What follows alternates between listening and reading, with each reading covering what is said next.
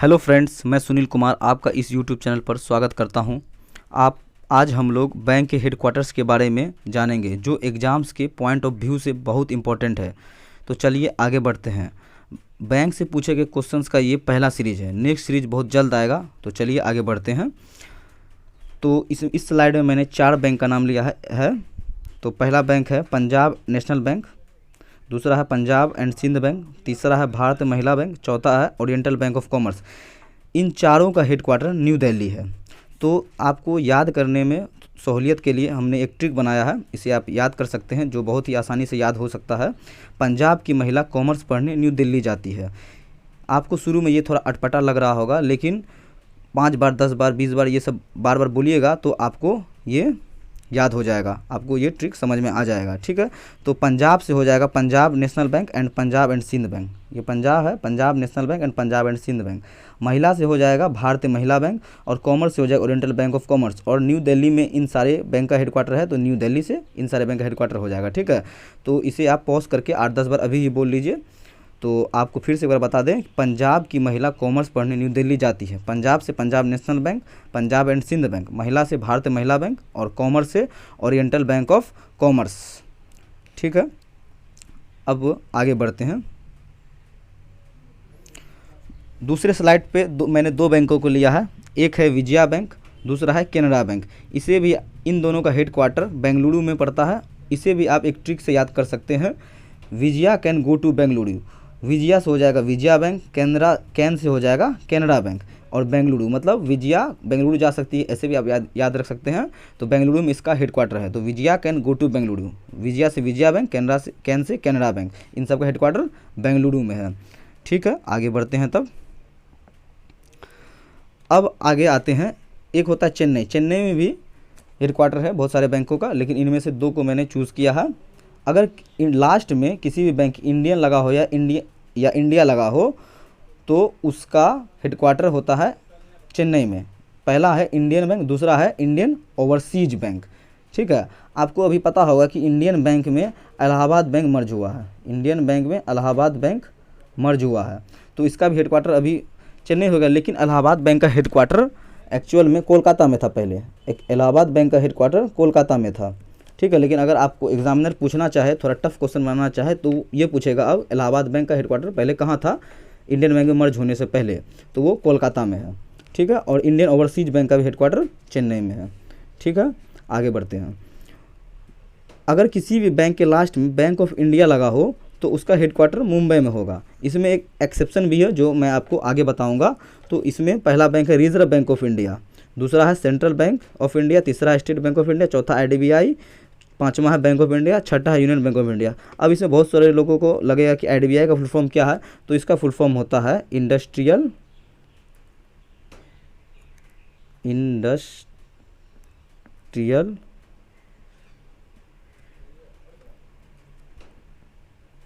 Development bank of India, bank of India. और ये reserve bank of India है। इसका स्थापना हुआ था 1935 में। ठीक है, इसके बारे में मैं अगले वीडियो में बताऊंगा, क्योंकि ये थोड़ा बड़ा टॉपिक है। ठीक है, और इससे बहुत सारे क्वेश्चन बैंक SSC रेलवे में पूछे जाते हैं, SBI से भी बहुत सारे क्वेश्चन पूछे जाते हैं। तो इसका मैं एक सेपरेट वीडियो बनाऊंगा। ठीक है, जो बहुत सारे एग्जाम में पूछे जाते हैं इस सारे क्वेश्चन। तो चलिए आगे बढ़ते हैं। अब आते हैं कोलकाता पे। हम लोग कोलकाता में भी 3 बैंक के हेडक्वार्टर है। अभी तो मैंने आपको बता दिया इलाहाबाद बैंक का हेडक्वार्टर है कोलकाता में, लेकिन मर्ज हो गया तो वो चेन्नई चले गया। ठीक है, तो इसको आप याद रख सकते हैं, कोलकाता एंड इलाहाबाद यूनाइटेड। तो इलाहाबाद से हो जाएगा इलाहाबाद बैंक, और यूनाइटेड से 2 बैंक हो जाएगा। यूनाइटेड से हो जाएगा 2 बैंक, यूनाइटेड कॉमर्शियल बैंक और यूनाइटेड बैंक ऑफ इंडिया। बहुत सारे लोगों को तो ये भी पता नहीं होता है कि यूको बैंक का फुल फॉर्म क्या होता है। तो यूको बैंक का फुल फॉर्म होता है यूनाइटेड कॉमर्शियल बैंक। ठीक है, तो इसको आप याद कर सकते हैं, Kolkata and Allahabad are united. तो इसका सारे तीनों बैंक का हेडक्वार्टर कोलकाता में है। और मैं आपको कुछ बता दूं कि बहुत सारे ये सारे जो मैंने बैंक लिया है, ये नेशनलाइज्ड बैंक या फिर गवर्नमेंट ओन्ड बैंक मैंने लिया है। ठीक है, तो आपको बता दें कि 19 जुलाई 1969 को फर्स्ट नेशनलाइजेशन हुआ था, पहली बार नेशनलाइजेशन हुआ था, जिसमें 14 बैंक नेशनलाइज किया गया था। 14 बैंक निकल किया था। सेकेंड नेशनलाइजेशन 15 अप्रैल 1980 को हुआ था, जिसमें 6 बैंक नेशनलाइज किया था। नेशनलाइजेशन एक अलग टॉपिक है, इसे मैं अगले वीडियो में बता दूंगा कि क्या क्राइटेरिया था फर्स्ट नेशनलाइजेशन का, क्या क्राइटेरिया था सेकंड नेशनलाइजेशन का, क्योंकि बहुत सारे एग्जाम में पूछे जाते हैं कि इनमें से कौन सा ऐसा बैंक है, 4 ऑप्शन दे देगा कि नेशनलाइजेशन हुआ था, कौन सा बैंक नहीं हुआ था तो ऑप्शन दे देगा। तो इसे भी मैं अगले वीडियो में आपको कवर करूँगा, क्योंकि अगर कुछ ज़्यादा और यूनिक नहीं जानिएगा तो आपको एसएससी का नॉर्मलाइजेशन पता ही है। तो कुछ ऐसे बैंक है जो बहुत सारे एग्जाम में पूछे जाते हैं और जिसका हेडक्वार्टर बहुत ही इंपॉर्टेंट है, तो उसमें से एक आंध्रा बैंक। आंध्रा बैंक को आप ऐसे याद रख सकते हैं क्योंकि पहले आंध्र प्रदेश का राजधानी हैदराबाद था, तो आंध्रा बैंक का हेडक्वार्टर हैदराबाद होगा। कॉरपोरेशन बैंक का हेडक्वार्टर है मंगलुरु, जो कर्नाटका में पड़ता है, जो कर्नाटक, इसे आप बेंगलुरु से कंफ्यूज मत कीजिएगा क्योंकि बेंगलुरु और मंगलुरु दोनों अलग अलग शहर हैं। एक है, तीसरा है सिंडिकेट बैंक। सिंडिकेट का बैंक भी हेडक्वार्टर मणिपाल है, ये भी कर्नाटका में पड़ता है। मणिपाल भी कर्नाटका में और मंगलुरु भी कर्नाटका में। और है bank of Maharashtra. Bank of Maharashtra का हेडक्वार्टर है पुणे में, बैंक ऑफ महाराष्ट्र, और क्योंकि महाराष्ट्र में ही पुणे आता है। तो बैंक से पूछे गए क्वेश्चन का ये पहला सीरीज है। नेक्स्ट सीरीज बहुत जल्द आएगा। और कुछ बैंक बच गए हैं जो आपको बताते हैं, कुछ प्राइवेट ओन्ड बैंक बच चुके हैं। एक है एक्सिस बैंक। एक्सिस बैंक का हेडक्वार्टर है मुंबई में। एक्सिस बैंक का हेडक्वार्टर है मुंबई में। एचडीएफसी बैंक, एचडीएफसी बैंक का भी हेडक्वार्टर है मुंबई में।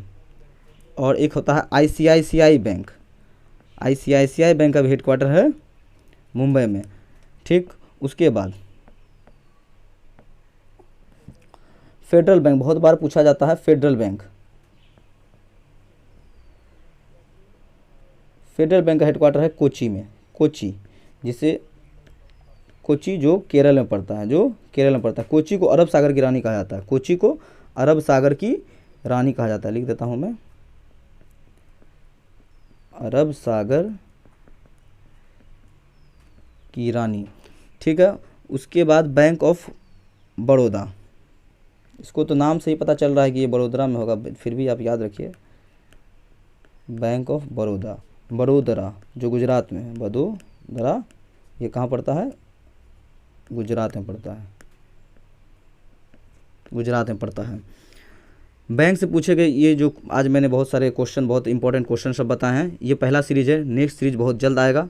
अगर आपको हमारा वीडियो अच्छा लगा तो वीडियो को लाइक और शेयर करें, और ऐसे ही वीडियो पाने के लिए हमारे चैनल को सब्सक्राइब करें और बेल आइकन को प्रेस करें। जय हिंद।